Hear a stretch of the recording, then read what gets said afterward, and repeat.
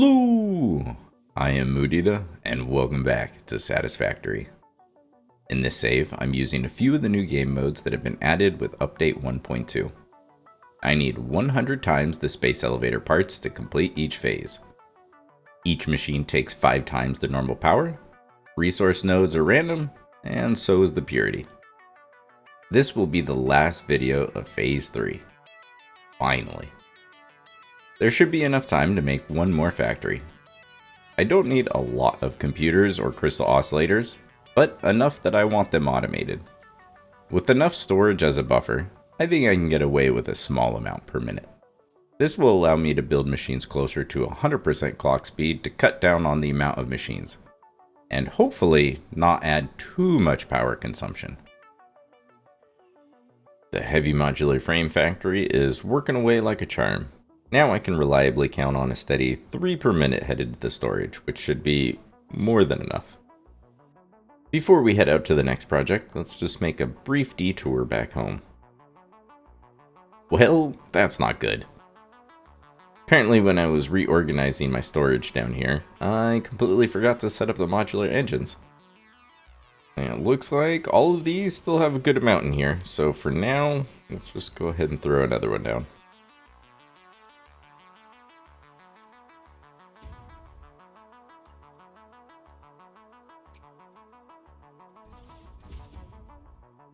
Now the extra modular engines actually have somewhere to go.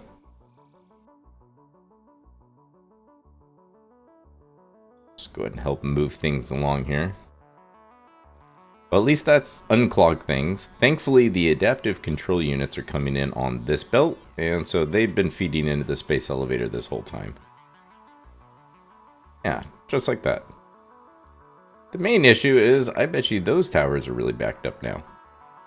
Oh boy, everything's backed up. Yep.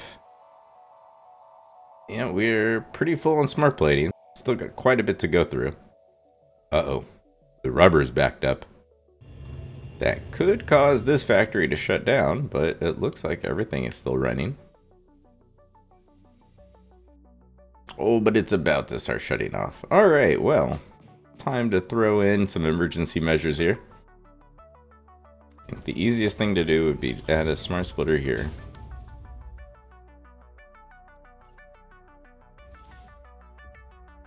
And at least now the overflow can start going. Hopefully this won't come to a complete crash, although it is starting to already. Yep. Now all I need to do is just clear out a whole bunch of extra rubber so that everything can keep flowing. And then the factory will be able to stay on at 100. So let me clear out a whole bunch of extra rubber here. And then I probably need to pull out a whole bunch of the extra material from all of those manufacturers. Mainly just the outputs. I'll just collect all of those and put them into the extra storage that I have down here. Figure out what to do with them later. I just want to work my way through the rest of that smart plating. Or at least as much of it as I can. And just like that, we're back to normal. I ended up with a few extra stacks of plastic and rubber. And now the modular engine manufacturers are running again. It'll take a little while to work their way through all the material. That's kind of what I'm waiting for. Once I work through that huge stockpile of smart plating, probably going to tear this all down.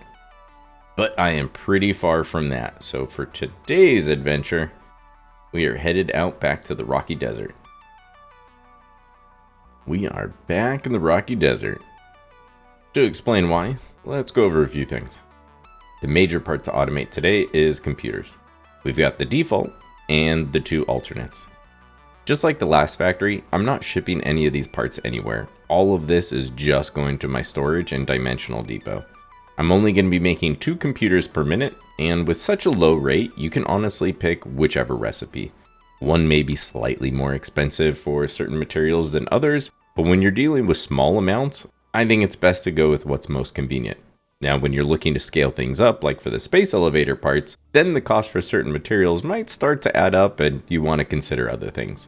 But for this, I could really pick any of the 3. I've already scanned the hard drive so I can pick it, and this is the one I'm going to go with.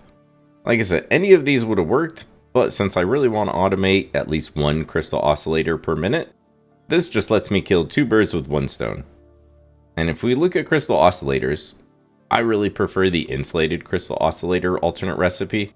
The 1.875 versus the 1, it doesn't seem like a lot, but that is a big difference when you're looking to scale things up. But just like the computers, I'm only making 2 per minute. 1 to make the computers, and 1 is going to go straight to storage. So for these, I think I'm actually just going to pick the crystal oscillator alternate recipe. Now that we have that covered, here is what the plan looks in Satisfactory Modeler.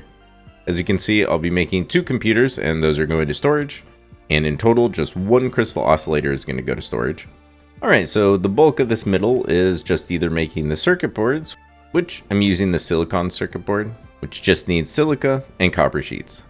Since I'm using the default crystal oscillator recipe, that's just cable, reinforced iron plates, and quartz. And then I've got the quartz and silica down here at the bottom. You may be wondering, why is that such a random number you're making with the silica? And hear me out, this is my thinking. I need a little bit of quartz and silica, not a lot. I don't use a ton of it. When I do use it, you use it in a good amount, so I just want to have a good amount of storage, and then a small amount per minute will work out great. So I don't need a lot, and neither does the rest of the factory. But quartz is one of those resources that I can actually use a good amount of in the save. So if I do need more from a node later on in the future, it would be really nice if I was working with a nice whole round number. And that's how I came up with that number for the silica. Making 12 quartz per minute is a nice even 20, but because I need 3.96 raw quartz to make the silica for the circuit boards, I'm going to use 6.04 for my personal amount of silica just to even out the number, and now this factory uses a nice round 90. So if I ever do need more quartz, I can overclock that miner, and then splitting off 90 should be pretty easy. Alright, so that was the mental gymnastics I went through to come up with the numbers I did. Which means this factory needs 90 raw quartz, 41.2 copper ore, and an even 60 iron ore. Which brings us to the eastern edge of the Rocky Desert. Because right down here we've got a whole bunch of nodes. And we've got a couple, actually a whole bunch of iron nodes, and a quartz node. For the road, obviously I don't want it to go straight through the factory, and I was thinking this is probably going to take the 45-degree turn and head over to the canyon right about here anyways, so I should be able to miss all of these nodes. And even though I don't need this factory to be by the road necessarily, this is just a nice open area I could use. Let me get some foundations placed. Here we have an interesting shape for our foundations. My goal was to just cover this entire plateau. Well, maybe not the entire thing. But that should be enough for the factory. I think the raise section here would be a good spot for all my storage. The most machines I need for a single recipe is 2. So it should be easy enough to move things around and get it all to fit. And if I really wanted to, I might be able to squeeze in all of the machines on this floor, but I think I'm probably going to make it 2 floors. So let's go ahead and start easy, and let's place the just single constructors I need. Let's go with 1 here, and right now that looks good. I might have to play around with the spacing depending on how I do the storage, but go ahead and knock out the easy ones. Alright, so for silica, as you can see on the spreadsheet, the amount I'm making is not a convenient number to type in, 10.06 repeating, but I know the incoming amount is only 6.04. So let's do 6.04 divided by 1 machine, divided by the default incoming rate, which is 22.5, multiplied by 100. There we go. It'll read as 10.067. 6.04 looks good to me. And now the quartz is a whole lot easier because I can just type in 12. Alright, so that's the easy part done. I figure I might as well put those there and they can just feed directly into storage. Now, the rest of this is going to be dedicated to the crystal oscillators and the computers. Alright, so the quartz is going to be coming from right over here. So let's go ahead and put the other quartz and silica right down here. I think there's actually going to be a good amount of empty space in this factory. I really could make this much more compact, but every once in a while, I kind of like it when not all of the machines are smashed up next to each other. Alright, so we'll do, this one is the silica, and these 2 are the quartz. Let's set the silica And this one is another one where, since it's 6.6, I can just type that number in. And we've got the 3.96, so that checks out. And then for the quartz, I need 36 in total, so each machine is going to output 18. 30 as an input, so total is 60. And that checks out. I'll just do a splitter here, and then a merger here. So far, so good. I'm going to do the basic copper stuff down here, and then on the next floor, I'll do all of the iron and then the final products. Now for the copper, I sure wouldn't blame you for thinking I was going to use this node right here. But it's a normal node, and so I actually don't want to use it for this. Instead of using that one, if we just go up a little bit, I am actually going to be using that one right there. It is a bit farther, but I only need 41.2 copper ore. So I would really prefer to use an impure node, and that's the closest one. Alright, so I extended the foundations on this side because with the copper coming in from over here, I'm going to need to do a little bit of load balancing, so I can take care of that in this area. If I give myself this much space, that should be plenty. And as far as the machines go, I don't need a ton. I'm going to need 2 smelters here, and that's going to be for the wire, and then we'll just give it a gap of 1, and this right here can be for the copper sheets. Gotta color everything copper. The smelters for the wire, I actually only need 28, so I could have done this with just 1 smelter, but I'm doing it with 2. Those are going to lead directly into 2 constructors, which are going to be making wire, and then each one of these is going to be making 28. That'll require the 14 ingots that the smelters are outputting. 14 ingots goes into these, becomes 28 wire, and then those feed into 2 more constructors, and these ones are set for cable. These ones will just make 14, which require the 28 wire, and those can directly feed into there.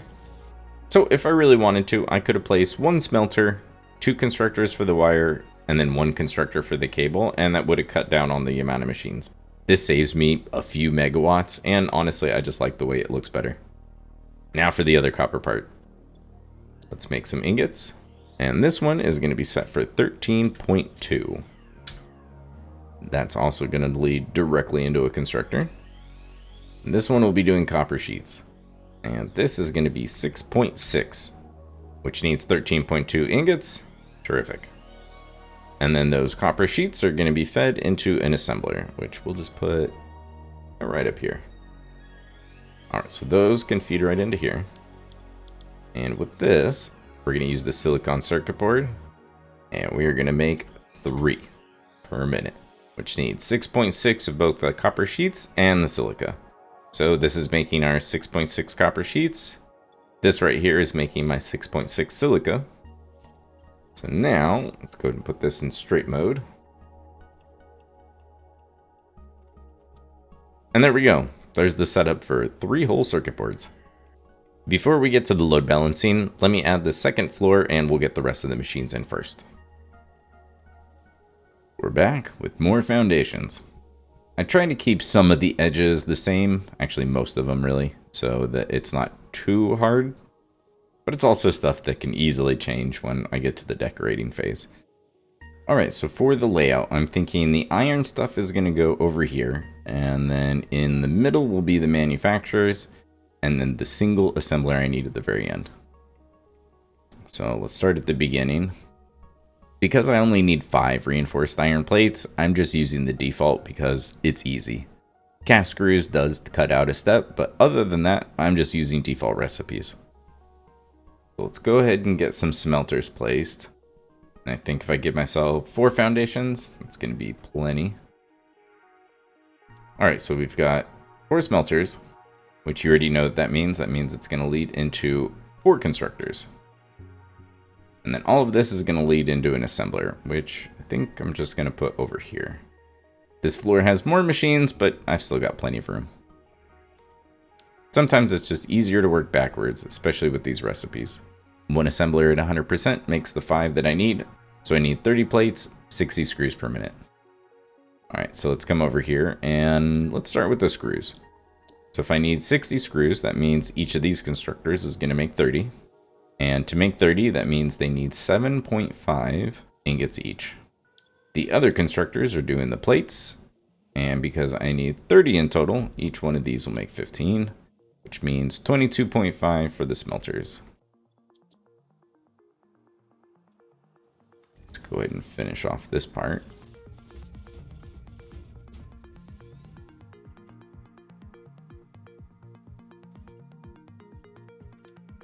Okay, so that's the plates and the screws headed over to the assembler.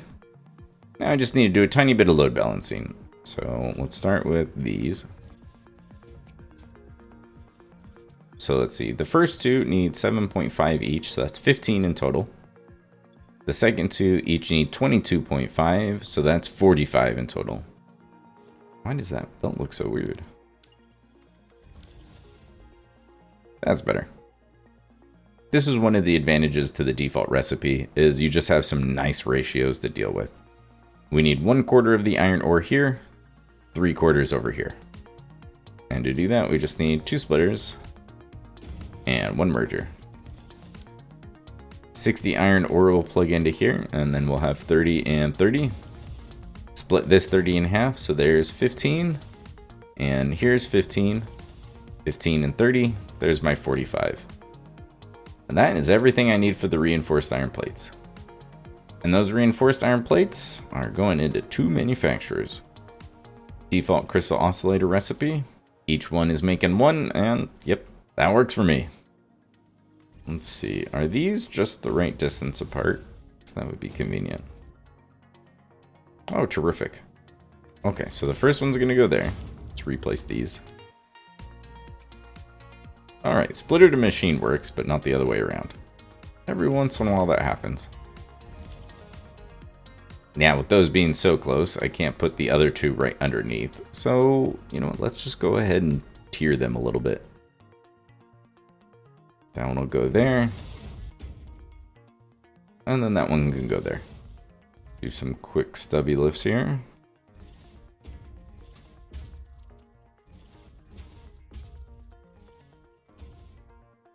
And now we're ready for the 3 different inputs. So obviously one of them's right here, although I may plug it into one of the higher ones. And then the other inputs are the cable coming from here and the quartz crystal coming from here.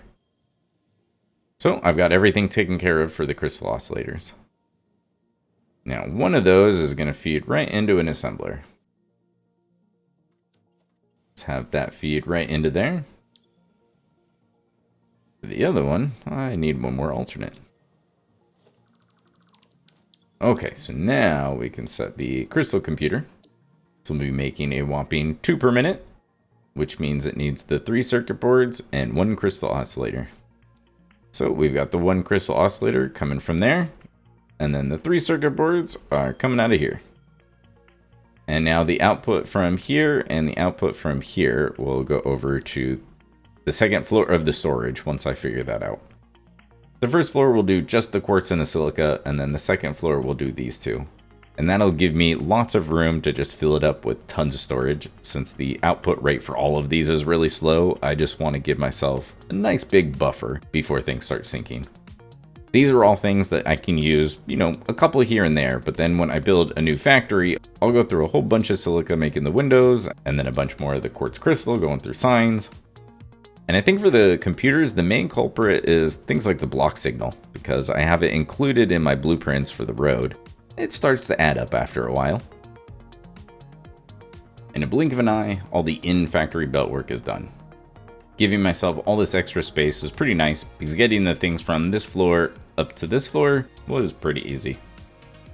And underneath the copper setup, I added a few more foundations. Going from the factory on the right to the miner over there in the top left really isn't that far, and I could easily belt it and it wouldn't look bad. But I need just over 40 ore, so I think I could have a little bit more fun with this. We can set this for 41.2, and let's add a few more foundations.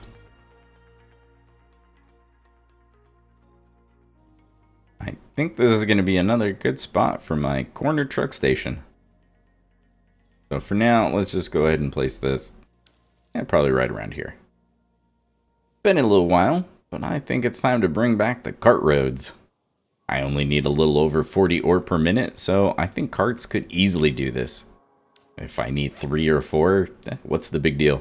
It's better than transporting fuel over here and using a tractor or something like that, which would be way overkill. When I use these for the space elevator, I got away with only using the straight section, but I think I'm going to need a few more pieces to be able to get it from here down to there. But since factory carts are so small, they can fit on half of the foundation and still have a middle divider and not run into any problems. So that is the beauty of doing the cart road, is it's the only one I can do on a single foundation, which makes all of the pieces pretty easy to build. So give me a second and I'll show you what I got. The first thing I needed was a ramp.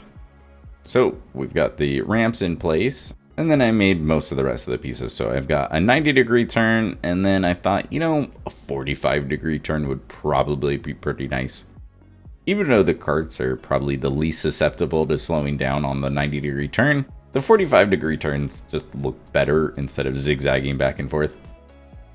So I may end up swapping that piece out right there.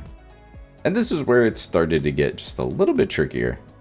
And it's not even this gap that I need to close that was the hard part. It was figuring out the spacing for this section, because I wanted to do a 45-degree turn and angle it all the way down and then back into a 45-degree turn and into the station. And so things didn't line up absolutely perfect like I was hoping. And I'm sure if I played around with it more, I could probably get a little bit smoother. But most likely what I'm going to do is just end up covering it up. And then it's not so bad. But that's for me to mess around with on the decorating phase. Now I just need a truck station back here. And now I can finish the path. Well, I guess I'll have to make that work somehow. And they will make their way all the way up here. I tried to plan it out as best I could, but at the end of the day, it was just a bit of trial and error, so things would actually line up. So kind of like this spot right here. So if I just drag this out, we can see they don't quite line up. So actually, why don't we just go ahead and place this here? And I think what would be easiest, we just delete that, put it in blueprint mode on this end, and then we just nudge it forward. Oh, that's perfect. Delete all of these extra ones. And now, it was just off by one foundation. Terrific. And now once you make the 45-degree turn, you have to take it out of blueprint or else they just will not snap together. But default auto connect works. So we can snap those together. And then we'll snap these together from this side. But since they overlapped, I think I actually just need to replace these. And I just need to fill in a few more pieces. And come up with some ports. I'm not really crazy about just letting this road float a few feet off the ground. But I'm going to go ahead and save most of that stuff for the decorating phase. Now it's time to do a little belt work. Let's start with the easy one. Let's do copper first. Here is the diagram for this one.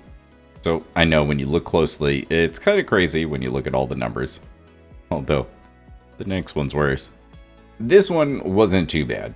We're only dealing with 1 decimal point. So I could just multiply the numbers by 10, work with nice whole numbers, because for whatever reason, that's just much easier for my brain to work with.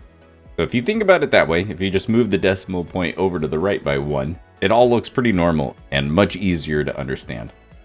So if you just imagine, move the decimal point over by 1, and instead of 41.2, it's 412, which isn't a great number to work with. So I'm going to loop back 2, which in this example would be 20. So 432 is an easy number to work with. And then once I figure out where everything is, then I can just move that decimal point over. And now I actually have the correct rates. And I can make sure all the belt speeds are correct. But since we're dealing with such a low amount, Mark 1 belts are fine.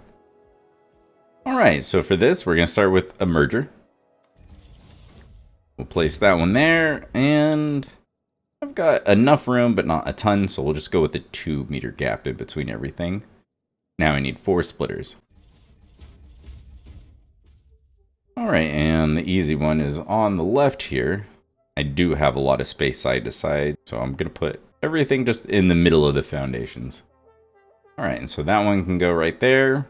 And hey, wouldn't you know it, this is the one that needs a 13.2. Well, that's lined up conveniently. For the other side, you know, it would be nice if it went in a straight line into that. So let's do the same thing actually. Even though I just said I was going to line them all up in the middle, let's make this a straight line. We'll just put this one right here. And then it's going to be a merger here, and then another one to the right that's facing into that one. Next spot down, we're going to do 2 splitters. So one here, and then one final merger right below that one. Okay, that's all the splitters and mergers. Let's place the belts. The 41.2, I'll use this section to do all of those lifts, so that's going to come from over there. We're going to loop back 2, so this is going to be 43.2. Divide that in half, 21.6, but this is actually going to go all the way over to here. But you know what, we'll just build this here as a placeholder. Okay, so with this one, let's go ahead and split this in half. It's a whole 10.8 on both of these belts. But instead of going to that one, we're going to go all the way to the outside. And then with this, if we split it 3 ways, we've got 3.6 on each one. This one's going to go up and over some belts. So let's just place that there for right now. And if I divide 3.6 into thirds, I've got 1.2 on each one of these. Alright, so 10.8 plus 1.2, that's 12 plus 1.2, there is my 13.2. Alright, now for this half, 3.6 went into this splitter. We're going to split this one into thirds as well. So that's 1.2 on each one of these. With this 1.2, we're splitting it into thirds again. So 0.4 on all of them. 1.2, 0.4, 0.4. Here is my 2 even that needs to go back to the merger. And now we can take this piece and let's make a little stubby lift.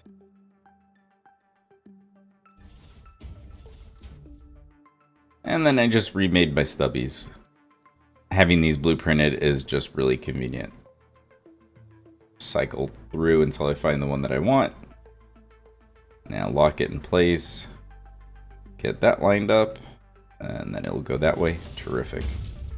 Plug that in there. And then this will just plug right into this merger.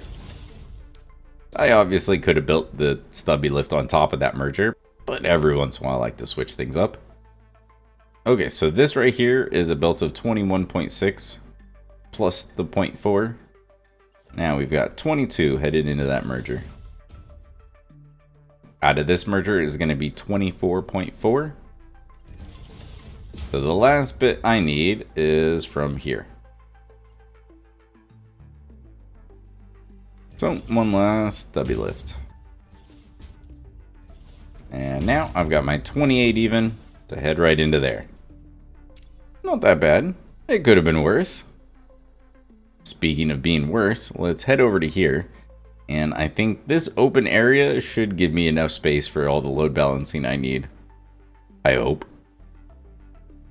And so we've got our quartz node down here. And it is going to head up here. Now let's do some load balancing. Okay, before I show you the diagram, just remember I need the 90 raw quartz to go to 4 different places. I need to split it 60, 20, 6.04, and 3.96. I'm trying to give myself an excuse for why this looks so crazy. And here we are.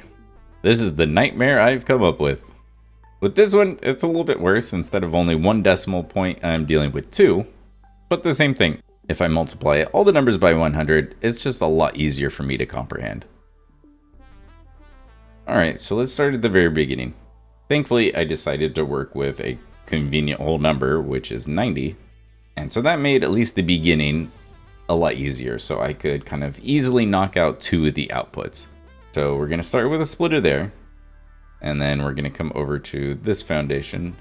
I've got so much going on and I've got quite a bit of room. I can let it take up the space. I'm just going to give a whole foundation as a gap in between these things. So let's do another splitter here and then a merger above both of these. So let's just start with the easy section. The 90 from the miner is going to plug in right here. From here, we use all 3 outputs, so that's 30 on each one of these belts. Combine 2 of them, I've got my 60. Not too bad. Now with this 30, we're going to go ahead and split that all 3 ways again, so that's 10 on each of these. So combine 2 of them, and now I've got my 20. That was the easy way to just eliminate 2 of the outputs. Now I can deal with just 10 and the 2 outputs, which is a lot easier than trying to work out all 4 at once. Alright, so let's come all the way over to here. We'll start with a splitter. So the 10 from that is going to plug into here. But of course, we knew eventually we were going to have to do a whole loop back thing. So next we'll go with a merger. And now 7 splitters in a row.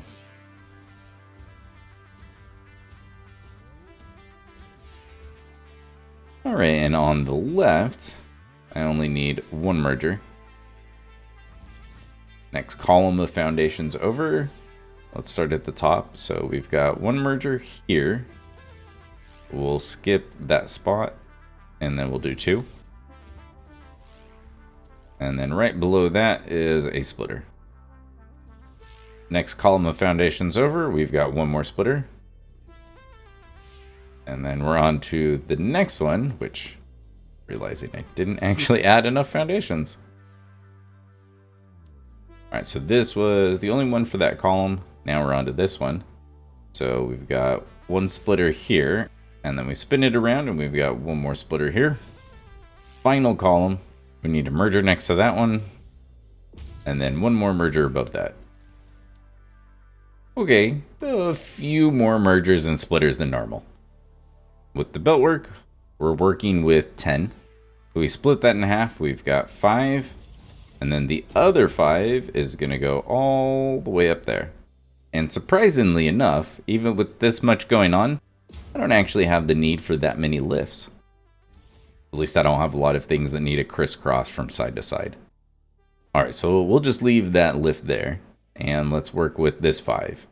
Normally when I have 5 going into a merger, it's a 5-way split, and this would be 6. But that's not quite what we're doing here.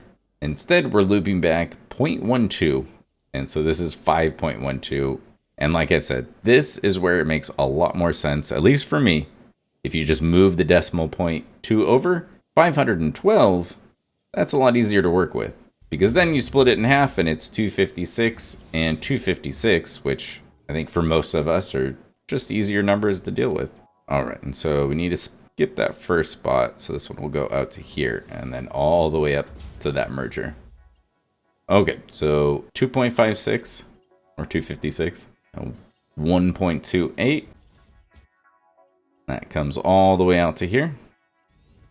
And then with this one, we've got 0.64. And then we split it in half a whole bunch of times. 0.64, and then 0.32, 0.16, 0.08. And then the other 0.08 gets split in half again. And that comes up to this one. Okay, so with this, we've got 0.08, this one's 0.04, and this one's 1.28. So right here, we've got 1.4 plus the 2.56. Here is the 3.96. I'm sorry, I'm just throwing out a whole bunch of just awful numbers at you guys. I hope this isn't too awful. Okay, so let's come back and finish this little middle section here. This belt right here is 0.32, and we were splitting that in half. So here's 0.16. There's the other 0.32. And if we come all the way over to here, we've got, this was 0.64, and so this is also 0.64. And we're basically doing the exact same thing all over again. So we've got 0.32, 0.32, 0.16, 0.16, 0.08, 0.08. And then with that final one, 0.04, 0.04. And of course I turn that merger sideways. That one needs to face down. Okay, so those two become our 0.12, which is the amount that we were looping back to this merger. And then up here, we just need this belt there. And oddly enough, with all of those crazy decimal points, this is 1. That is the 0.04. And so now I'm just missing the 5, which is coming from here. Oh, just one last stubby lift. Alright, and almost reaches all the way. Sorry if that was confusing or if it made no sense. Thanks for still being here. I've started to work on a shorter video that'll go through a lot of the planning phase. A lot of the prep work that goes involved into doing the load balancing, because let's be honest, I would not be able to come up with this on the fly and do it all in my head. Hopefully that video will answer a bunch of the questions that I'm sure some of you have. It'll give you a peek behind the curtain and a little bit of the method of the madness. Alright, all that's left is taking the belts and hooking up to the right machine, or machines, and then run power throughout the factory, and then the good old decorating phase. The save is currently at 206 hours and 28 minutes. The adaptive control units haven't quite finished yet, but it's getting close. Which one do you think's gonna finish first? I know which one I'd put my money on. Welcome back to the new Computers and Crystal Oscillators factory. The save is now at 211 hours and 53 minutes. For those of you that guessed the space elevator part would be done first, congratulations. You know me pretty well. It hasn't been done for that long. So let's go ahead and go on the tour, get this thing started, and then we'll finish off by sending off the space elevator. My cart road now has supports, and I've already got 4 carts running. Using the power towers, I have this connected to the same grid and power switch that the rest of the factory is on, so the miner will just get turned on with everything else. Because the carts don't really have that hard of a time going around the 90-degree turns, I just left that one in here.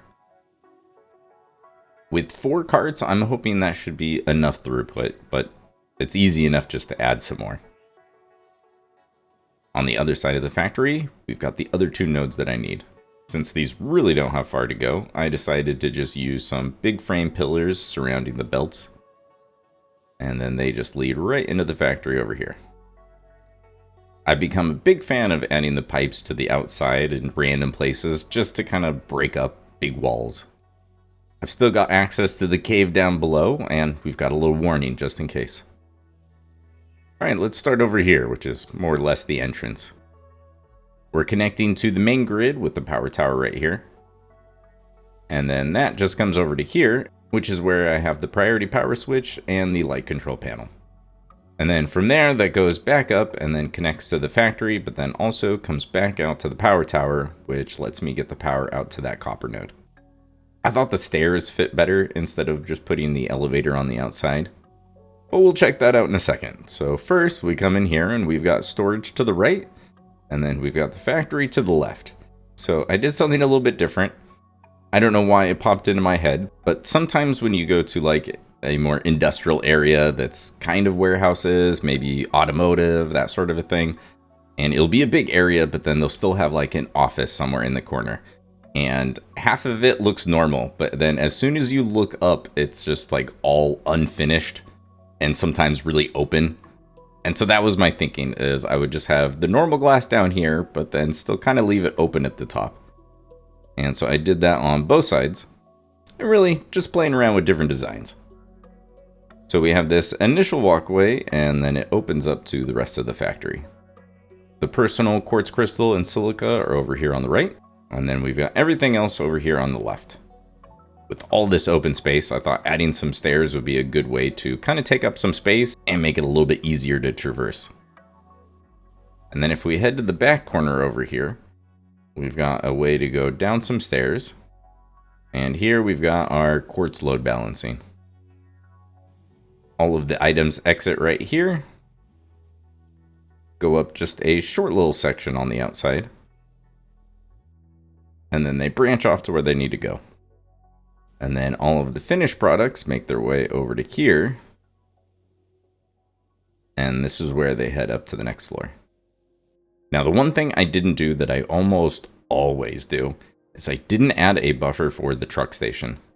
Normally when I'm dealing with either trucks or trains, they drop off in such a huge amount. I like to be able to use a storage container as a buffer, and then also be able to load balance the throughput, and so I'm getting that consistent rate out going into the factory. And really that's to avoid the whole belt stuttering thing, which is a large reason why I do the load balancing to begin with. But with this setup, since I'm using the carts, they can only drop off at most one stack at a time. And so really, they should never build up a buffer to begin with. And even though the belt won't be as consistent as it is right out of the miner, it's still going to work out pretty well here. But it is something I need to keep an eye on and make sure that my theory is correct. And before we head upstairs, this is what the back side of the factory looks like. We can see all the lifts going up. And down here, I use my 2 layers of the frame walls, so that way you can still see through and see our carts going in and out. Alright, so now we just take our stairs up to the 2nd floor. Oh yeah, and the storage, but we'll look at that last. Let's take a look at the last bit of the factory. Both up here and a section down below, I decided to just use a whole bunch of beams as my ceiling. And that way it lets a lot of the light through, but it's something different than just using glass roofs. And the other thing I did was make all my walls out of big metal pillars. And then where I wanted them, I just delete a couple and place a window. And because each one of these is the same height as a window, it makes it really easy to just build the whole thing and then cut out windows where you want. So both that section and then this section down here are using that kind of roof style. And then we've got the storage. Let's start on the 1st floor. So this is where the quartz and silica are coming in. They first go into smart splitters, so that way when the storage does completely fill up, then the overflow will kick in and they'll send it over to that merger, which then goes upstairs. And because I'm making such low quantity and I had quite a bit of space, I decided to add a lot of storage. And that way once these do fill up, I'm just never going to have an issue. And I realize I still have a lot of Mercer spheres, so I might as well just give each one of these their own dimensional depot. The upload speed for these is going to be pretty fast. Now let's head upstairs. So for this one, we just head right around the corner. And here we are. The final products just go back towards the end and into the wall hole there. And then we can come over to here to get through here, although it is a little cramped. But same setup, we've got the 3-dimensional depots for each one of these. And a total of 9 of the dimensional storage. Identical setup up here where we've got the smart splitters. The overflow will then go to this merger, which is also where the overflow from down below is coming. Everything will group up and head back out through that wall hole. Head back this way and into the sink. Which of course is always way too tall for where I want to put it, and so now there's just a hole in the ceiling. It may not be a cool circle or anything like that, but I am pretty happy that I didn't build just another giant box or rectangle again. And this one looks pretty different than most of my factories. It's that time.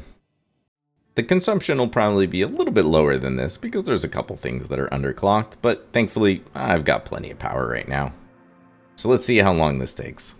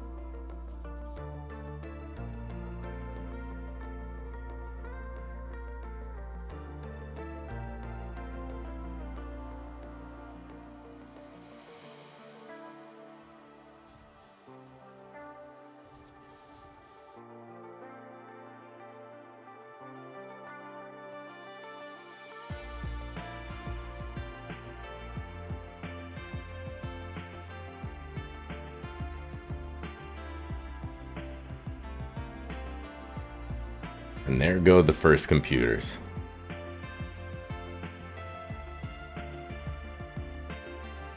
because the manufacturers only cycle once every 120 seconds, the throughput monitors are just never really going to have a chance. If it was outputting one every 60 seconds, then this would actually read normally. But with such a long cycle time, it's just not going to be accurate. Terrific, and we're already at 100% for the computers. Yep. And it doesn't look like the crystal oscillators are having any issues staying on. Ah, there they go. Well, it's going to take a very long time to fill up the computers and the crystal oscillators. For the silica and the quartz, I can help these along a little bit. I think I've got one full container of each of these back at the starter factory. And just like that, it's all cleaned up and transported over here. Not enough to fill up each of these containers, but enough to make sure that all three of the dimensional depots are completely full. I didn't have as many, but my temporary setups did build up a few computers and crystal oscillators. So now I've got just enough to fill up the dimensional depots and like one stack in each of the containers. Yeah, not too many extras of the crystal oscillators yet. But unless I decide to do something really silly, I'm not going to run out of these. And the only thing I can really think of to make sure is just to check this truck station, and if there was more than one stack, that would mean the carts aren't taking enough and it's slowly building up here in the truck station. But it hasn't happened yet, and yeah, I don't think they even get close to one full stack before another one shows up. So thankfully, I think I got them spaced out decently well. But even if they weren't, it would still work out. It would just be even more bursty. Alright, I think I can consider this a success. To celebrate, let's head over to the space elevator. The modular engines are still coming in. Still got a bit of smart plating to work through. That can just continue to work in the background. It's time to finish this phase. Load it up.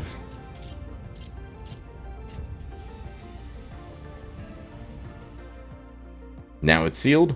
Let's send it.